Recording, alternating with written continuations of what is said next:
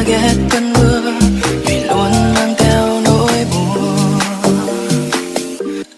Every time I really wish that you won't be my love. Every time I really hope that you are not the one. I told myself everything that I feel, it's nothing to say. It wasn't really love.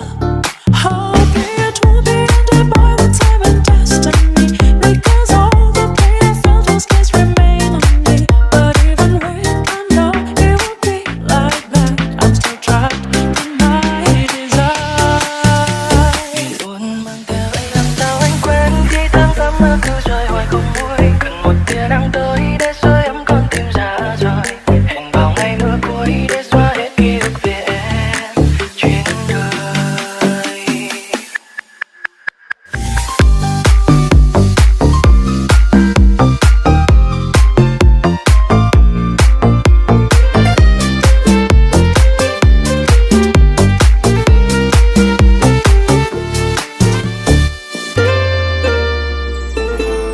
Có cơn mưa nào qua đây thay bàn tay để che mắt anh không nhìn thấy bóng của em xa dần khuất sâu lần xuống ấy.